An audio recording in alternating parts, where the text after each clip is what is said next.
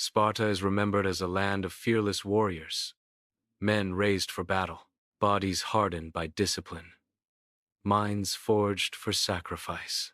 Popular culture tells us the Spartans lived only for war, that they were born soldiers, trained only to kill, and ruled by honor alone. But legends simplify, and history is rarely that simple. To understand Sparta, we must look beyond the myth, beyond the shields and slogans, beyond the idea of perfect warriors. What emerges is not a story of heroes, but of a society shaped by fear, control, and survival. Sparta was not always a military state. It began like many Greek cities, competing for land and resources. Located in the fertile Eurotas Valley, Sparta possessed something rare: good soil, reliable food. That advantage created a problem. Others wanted what Sparta had. Rather than build walls, Sparta built people. Not citizens in the modern sense, but instruments of stability. War became policy. Discipline became law. Spartan society was built on control, not just over enemies, but over its own population. At the top stood the Spartiate elite, full citizens, professional soldiers. Below them lived the perioikoi, free people without political power, craftsmen, traders, and laborers who supported the state. At the bottom were the helots, an enslaved population forced to farm the land. They outnumbered the Spartans many times over. This imbalance shaped everything. Sparta did not fear foreign armies most. It feared rebellion. The helots were essential to Sparta's survival. They produced food so Spartan men could train year-round, but their numbers terrified the ruling class. A revolt could destroy the state overnight. Spartan society became a system designed to prevent uprising. Violence was not just external, it was internal and constant. From birth, Spartans were judged by usefulness. Newborns were inspected by elders. If deemed weak or unfit, they were abandoned. Not as ritual cruelty, but as policy. Survival was not a right. It was a requirement. Those who lived were shaped by the state from childhood. Family bonds mattered less than obedience. At age 7, Spartan boys entered the agoge, a state-run training system unlike anything else in Greece. They learned endurance before literacy, pain before comfort, discipline before choice. Food was intentionally scarce, not to starve them, but to teach hunger. Stealing was encouraged. Getting caught was punished. The lesson was clear. Survival required cunning, not mercy.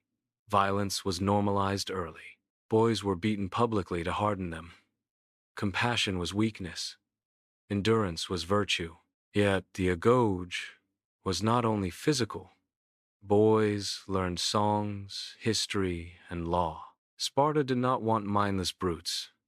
It wanted controlled instruments. Manhood did not bring freedom. It brought obligation. Spartan men lived in communal barracks. Even after marriage, family life was secondary. The state came first. Meals were shared. Life was regulated. Individualism was discouraged. Sparta did not celebrate personal achievement. It rewarded conformity. Marriage existed to serve the state, not romance, not companionship. Women were encouraged to bear strong children. Physical fitness mattered more than beauty. Spartan women were unusually visible in society. They owned land. They spoke publicly. But their freedom served a purpose: to strengthen the system. Unlike other Greek cities, Spartan women trained physically. They ran, wrestled, and exercised openly. The goal was not equality. It was reproduction. Strong mothers produced strong sons. The state measured worth through contribution. Military service defined adulthood. But not everyone fought constantly. Most of Spartan life was preparation, waiting, training, maintaining readiness. The army was not a band of heroes. It was a machine. Each man knew his position, each movement rehearsed, each action controlled. Spartan warfare emphasized unity over glory. Individual bravery meant nothing without cohesion. Running ahead was punished. Breaking formation was disgrace. Victory came through discipline, not rage, not heroics. This made the Spartan army effective and terrifying. The famous stand at Thermopylae was not typical. It was exceptional.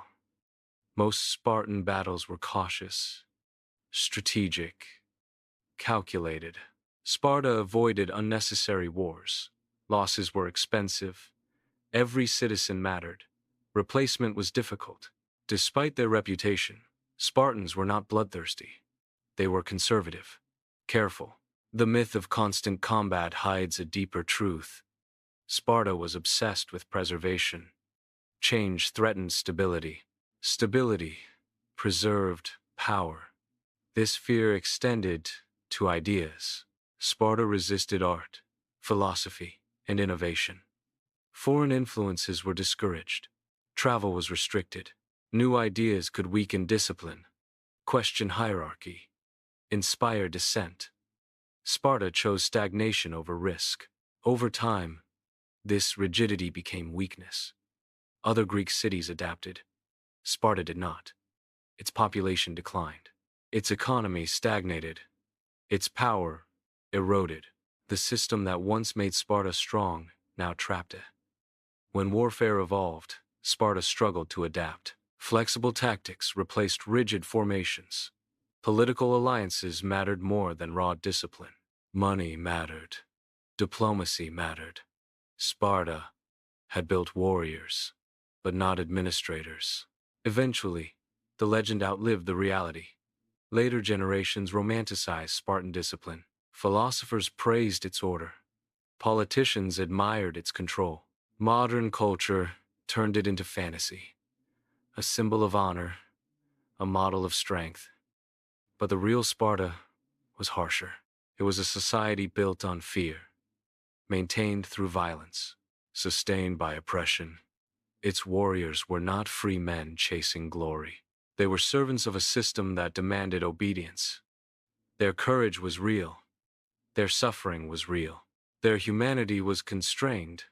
Understanding Sparta does not diminish its people. It humanizes them. They were not myths. They were men shaped by circumstance, trapped in a structure that rewarded discipline and punished deviation.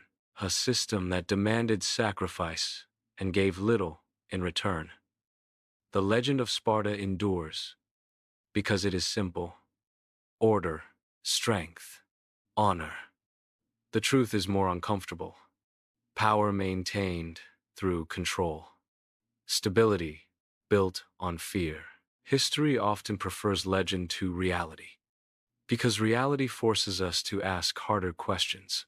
And so, when we look at Sparta, we should not ask how they became legends. We should ask why such legends endure, what they say about power, about obedience, and finally, the cost of order.